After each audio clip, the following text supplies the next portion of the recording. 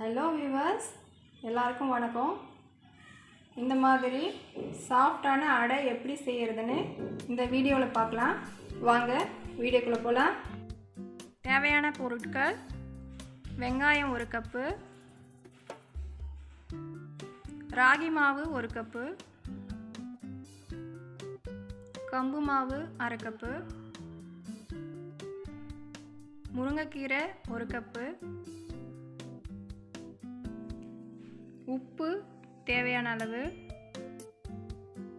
பச்சை மிளகாய் காரத்துக்கேற்ப, இஞ்சி 1 துண்டு, பெருங்காயம் சிறிதளவு, எண்ணெய் தேவையான அளவு. ஃபஸ்ட்டு ஒரு பவுலில் தண்ணியை நல்லா கொதிக்க வச்சுக்கோங்க. பவுலில் ராகி மாவு போட்டுக்கலாம், கம்பு மாவு இதையும் போட்டுறேன், ஆனியன் 1 கப்பு இதையும் போட்டுக்கிறேன்,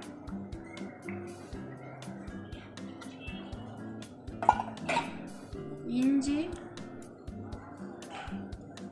பச்சை மிளகாய்,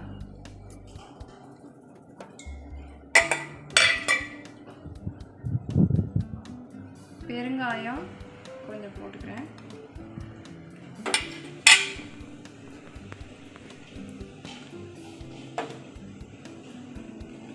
கீரை 1 கப்பு இதையும் சேர்த்துக்கலாம், உப்பு தேவையான அளவு. இது எல்லாத்தையும் ஒன்றா சேர்த்துட்டு ஃபஸ்ட்டு கையால் நல்லா மிக்ஸ் பண்ணிக்கலாம். இந்த முருங்கைக்கீரை, கம்பு, ராகி இதிலெல்லாம் நிறைய சத்துக்கள் அடங்கியிருக்கு. இந்த காலத்தில் நிறைய நோயெல்லாம் வந்துட்டுருக்கு. இதையெல்லாம் நம்ம சாப்பிட்டோம்னா ரொம்ப உடம்புக்கு நோய் எதிர்ப்பு சக்தி அதிகமாக கிடைக்கும். இப்போ நல்லா பிசைஞ்சிட்டேன். இதுக்கப்புறம் நல்லா கொதிக்க வச்சுருக்க சுடுதண்ணியை ஊற்றி தான் இதில் பிசையணும். இந்த மாதிரி கொஞ்சம் கொஞ்சமாக ஊற்றி ஒரு கரண்டியை வச்சு கலந்துக்கோங்க. கையை வச்சு பண்ண முடியாது. கொஞ்சம் கொஞ்சமாக ஊற்றி இப்படி கலந்துட்டே வாங்க. உங்கள்கிட்ட கம்பு மாவு இருந்ததுன்னா போட்டுக்கோங்க, இல்லாட்டி ராகி மாவில் மட்டும் செய்யலாம், அதுவும் நல்லா தான் இருக்கும். இப்போது மாவு நல்லா பிசைஞ்சிட்டோம் பாருங்கள். இந்த அளவுக்கு நல்லா பிசைஞ்சிடணும் பாருங்கள். நல்லா இந்த மாதிரி பிசைஞ்சு வச்சுக்கோங்க.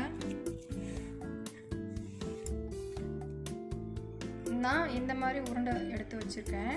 நீங்கள் உங்களுக்கு தேவையான சைஸில் உருண்டை எடுத்து வச்சுக்கோங்க. இப்போ ஸ்டவ் ஆன் பண்ணிக்கலாம்.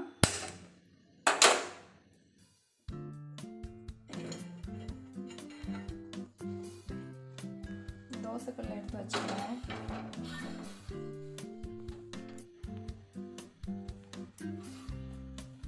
இது நல்லா காயட்டும். ஓகே, இப்போ நம்ம அடை தட்டை ஸ்டார்ட் பண்ணிடலாம். இந்த மாதிரி ஒரு கவர் எடுத்து வச்சுக்கோங்க. நம்ம எண்ணெய்லாம் வாங்கினோன்னா இந்த கவரை தூக்கி போடாமல் இதை இந்த மாதிரி இதுக்கெல்லாம் யூஸ் பண்ணிக்கலாம். இந்த உருண்டையை அடைய தட்டலாம். இந்த கவரில் லைட்டாக கொஞ்சம் ஆயிலை ஊற்றிடலாம். இந்த நல்லா எல்லா இடத்துலையும் இப்படி அப்ளை பண்ணிடலாம்.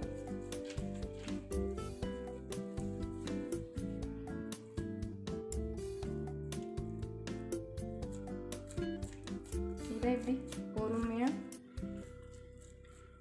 நல்லா வட்டமாக தட்டிக்கலாம். நீங்கள் வாழை இலை இருந்தால் அதுலேயும் செய்யலாம். வாழை இலையில் ஆயில் தேவையில்லை, தண்ணி தொட்டு பண்ணால் போதும். ஓகே, நான் இதை தட்டி முடிச்சிட்டேன்.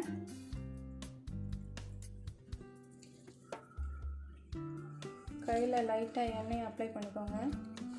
இதை எடுத்து தோசை தவாவில் போட்டுடலாம்.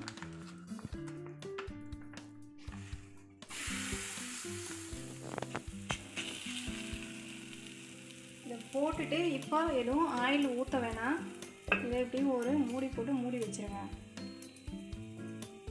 இதை அப்படியே வேகட்டும் கொஞ்ச நேரம். இப்போ ஓப்பன் பண்ணி பார்க்கலாம். ஒரு சைடு நல்லா வெந்திருக்கு. திருப்பி போட்டுக்கலாம்.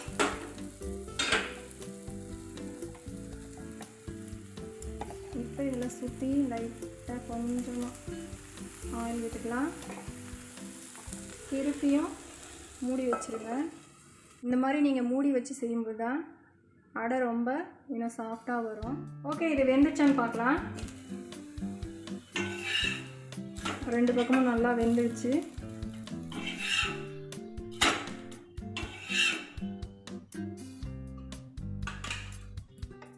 நம்ம அடுத்த அடையை செய்கிறதுக்கு ஆரம்பிக்கலாம்.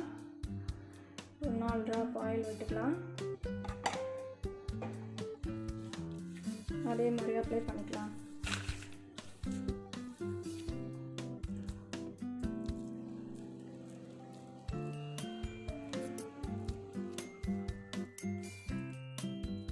ஓகே, இதுவும் ரெடி ஆயிடுச்சு. பொறுமையாக எடுத்து சொல்லுங்க. மூடிடலாம்.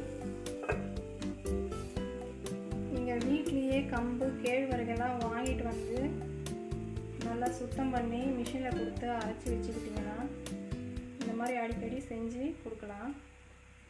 குழந்தைங்க பெரியவங்க எல்லாருமே சாப்பிட்லாம். உடம்புக்கு ரொம்ப நல்லது. ஓகே, பார்க்கலாம்.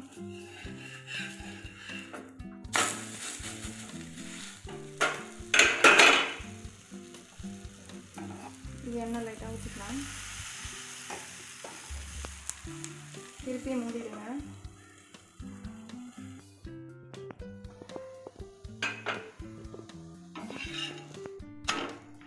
இந்த வடையும் நல்லா வெந்துடுச்சு.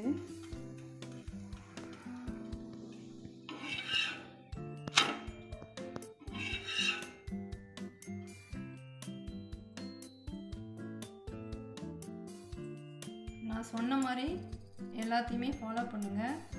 நல்லா சாஃப்டாக உங்களுக்கு கிடைக்கும். இந்த மாதிரி ஒரு தேங்காய் சட்னி வச்சு சாப்பிட்டு பாருங்கள். ரொம்ப அருமையாக சுவையாக இருக்கும். கண்டிப்பாக ட்ரை பண்ணுங்கள்.